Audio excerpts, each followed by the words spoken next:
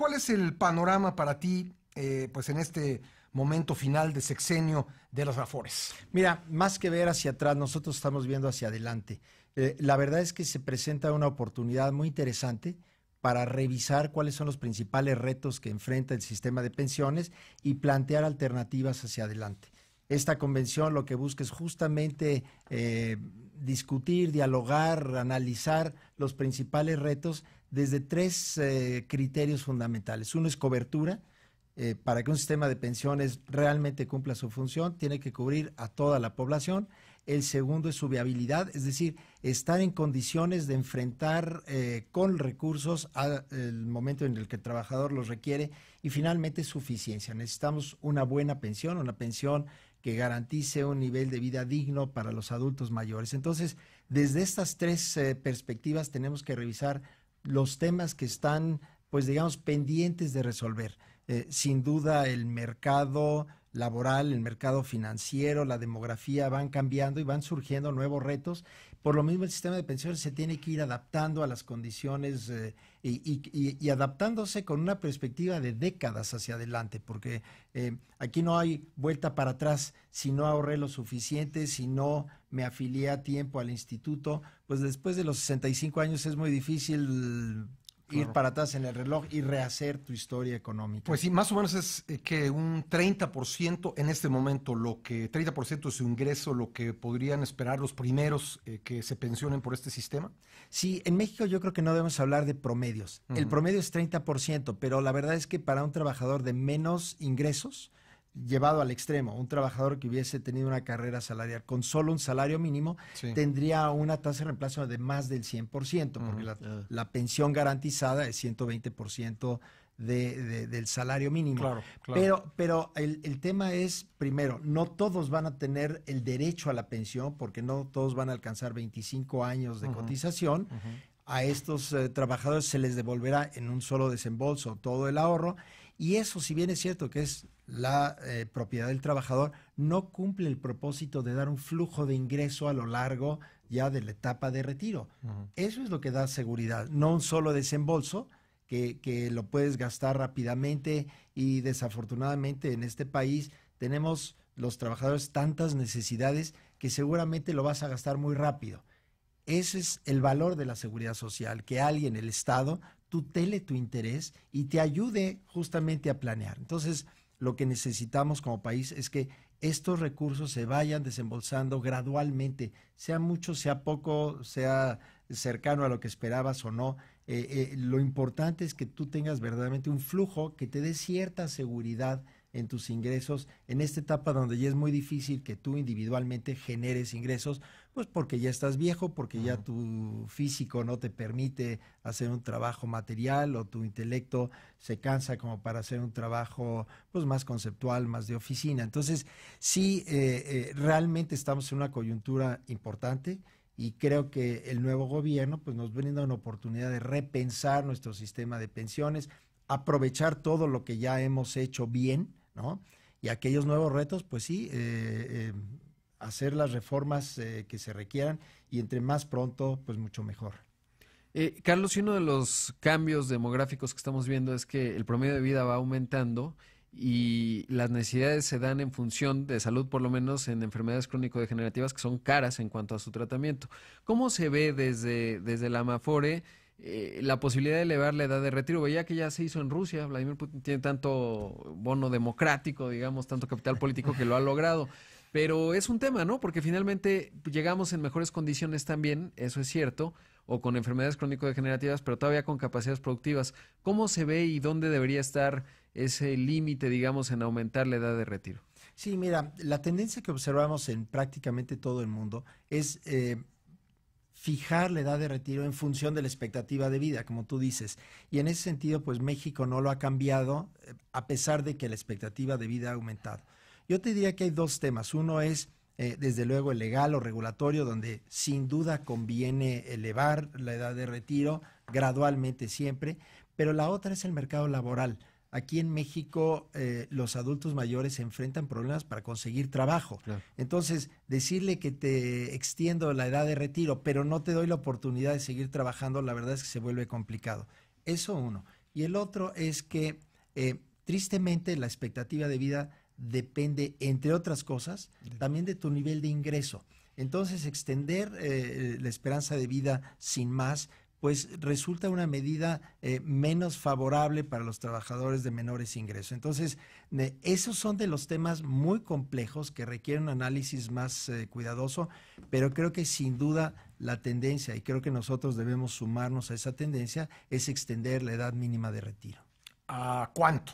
¿Cuánto sería, digamos, tomando en cuenta estos factores demográficos, tomando en cuenta las tendencias internacionales? ¿Qué sería lo prudente, Carlos? Mira, desde la perspectiva de la biología humana, yo te diría, podríamos subirla a 3, 5 años. En Japón existe ahora el programa de 60, 70, llegar vivos, activos y productivos. Este es un programa muy importante en Japón. Yo creo que aquí lo que tenemos que hacer es irlo gradualmente, 67, 68. Si la esperanza de vida después de los 65 años es alrededor de 15 años, 18 años, ¿no? También el extender la edad de retiro un par de años te aumenta la pensión automáticamente alrededor de 15-20%. Entonces, por las dos razones, por tener una mejor pensión y porque tú estás todavía productivo en esa edad, es que conviene aumentar la edad de retiro. Yo te diría entre 2 y 3 años. Acabamos de ver en distintos países pues protestas sociales muy grandes cuando las autoridades o los legislativos aumentan la edad de retiro. Lo vimos en España, lo vimos en Nicaragua, diferentes niveles de protesta, por supuesto, pero ¿crees que sería necesario antes de hacerlo, pues alguna campaña que explique bien los propósitos y las necesidades de hacer esto? Acabas de tocar, yo creo que uno de los puntos más importantes. La población no es financieramente sofisticada, pero si es una población informada y entiende la problemática, pues acepta las circunstancias. Entonces, creo que es una de nuestras obligaciones, me refiero a nosotros como Amafore, a tener que hacer una campaña de comunicación, de información muy clara y después un trabajo de consenso, porque estas reformas suponen tantos cambios en finanzas públicas, en el mercado laboral, en los mercados financieros, que tendríamos que irla primero, usar la palabra hace rato, hilando fino. Es decir, tener el consenso de los trabajadores, de los patrones, del sector financiero y entonces encontrar los márgenes de maniobra para hacerlo. Yo estoy convencido de que diciéndolo con claridad, enfrentando los problemas como son, reconociendo la restricción en el nivel del salario, en la disponibilidad de las finanzas públicas, sí podremos lograr una reforma sustantiva, significativa, que finalmente tiene como propósito subir la pensión al trabajador. Estamos platicando con Carlos Noriega, presidente de Amafore. Si usted tiene preguntas sobre su cuenta individual de retiro, estoy seguro que aquí Carlos puede ayudarnos con la información. Tenemos con Carlos Noriega, presidente de Amafore. Rodrigo. Pascal y Carlos, gracias por platicar con nosotros. Si hay un tema que genera cierta preocupación y es la posibilidad de que se cambie el régimen de las pensiones o que, pues estamos hablando, ya lo decía Pascal, 160,000 millones de dólares que son de los trabajadores, que además es poco dinero si vemos el problema demográfico al que se va a asomar México, pues no en mucho tiempo, en una década empiezan prácticamente las personas a retirarse ya con el nuevo régimen, pero que genera tentaciones inmediatas para financiar proyectos, etcétera. ¿Cómo se ve desde la Amafore este tipo de situaciones y cómo, sobre todo, pues transmitir al ciudadano la necesidad de cuidar algo que parece abstracto, que es su pensión? Mira, yo te diría que es un poco parecido cuando tú llegas a un restaurante y tienes un menú. Quieres tener un menú amplio de opciones, sin embargo vas a pedir lo que a ti más te gusta. A nosotros como asociación hemos venido pidiendo por una flexibilización de nuestro régimen de inversión que nos permita invertir en más mercados, en más instrumentos de mejor manera.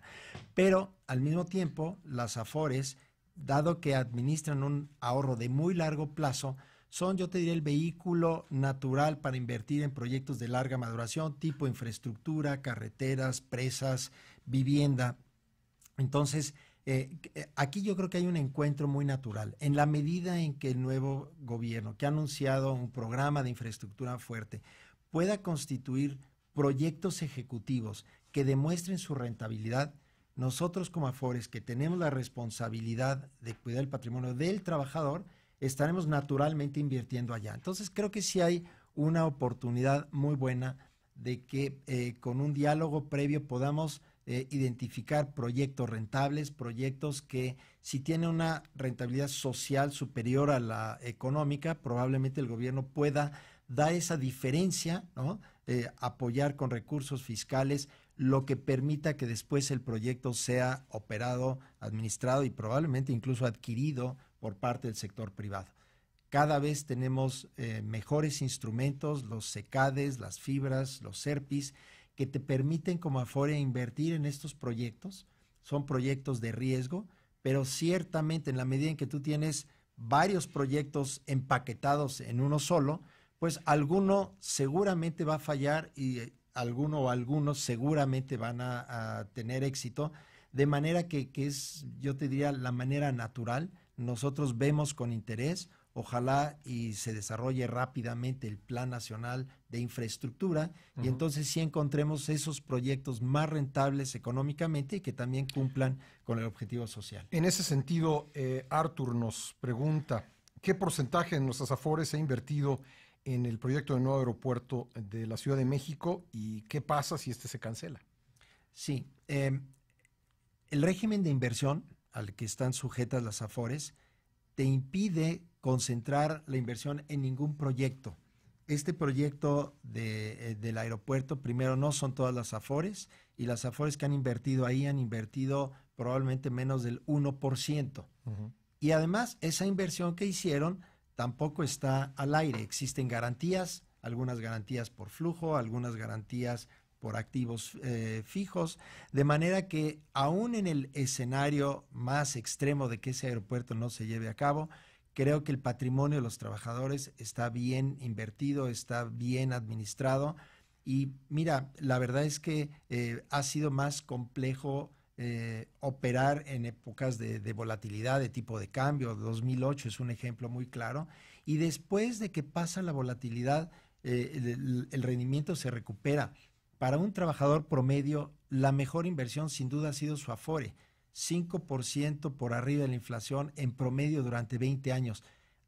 No hay un trabajador promedio, te repito, y el promedio estamos hablando de entre 3 y 5 veces el salario mínimo, que tenga cualquier otra opción de un rendimiento así. Entonces, creo que es natural enfrentar proyectos buenos y malos. Si todos supiéramos cuáles son los buenos, todos seríamos millonarios desde el día uno, ¿no? O sea, el problema no es el rendimiento, el problema es el porcentaje de ingreso que está ahorrando en su cuenta individual. Tienes toda la razón. Somos, dentro de los países de la OCDE, el que menos ahorra para su pensión. El promedio anda alrededor del 15%, nosotros tenemos 6,5%. Los países, por ejemplo, nórdicos, que son quizás los que tienen los mejores sistemas de pensiones, aportan alrededor del 18 o 20% de su ingreso solo para la pensión. Además está para la parte de salud y los impuestos que alcanzan entre 40 y 50%.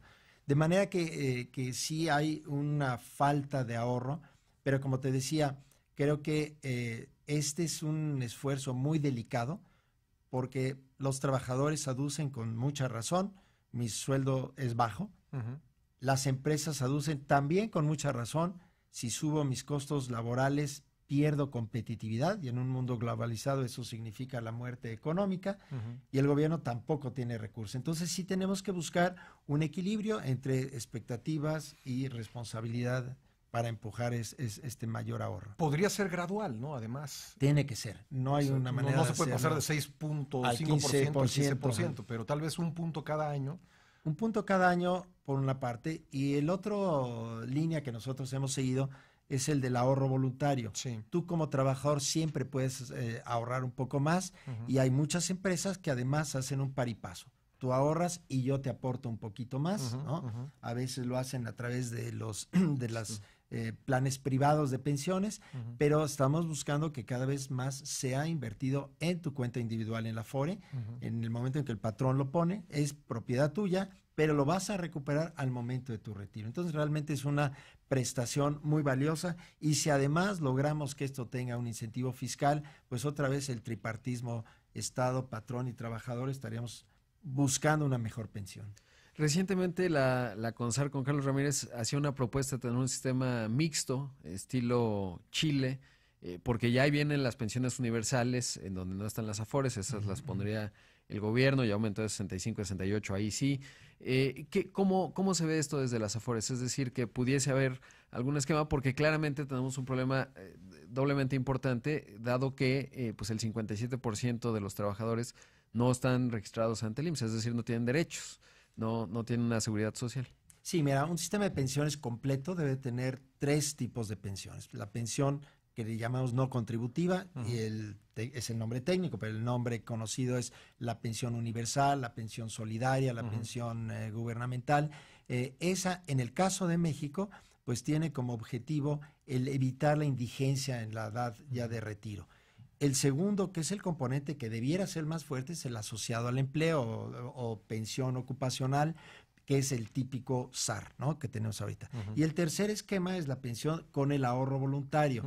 Para la población que no está afiliada, tendrías la pensión no contributiva, que es desafortunadamente baja, y esa es la capacidad fiscal la que lo permite, y el ahorro voluntario.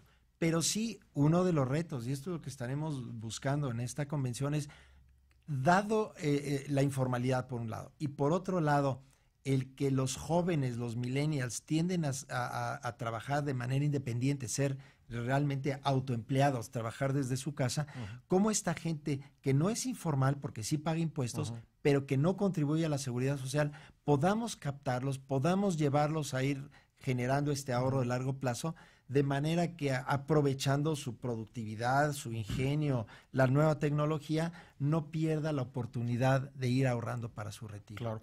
Bueno, 8 y 9, lunes y martes, la Convención Nacional de las AFORES la inaugura Arturo Herrera, quien va a ser subsecretario de Hacienda. Sí. La clausura Alfonso Romo, quien va a ser el jefe de la oficina de la presidencia. Un último comentario de tu parte sobre tu expectativa del gobierno que comienza el próximo 1 de diciembre en el tema de las AFORES. Mira, creo que el futuro secretario de Hacienda, el doctor Ursúa, lo ha dicho público y en privado.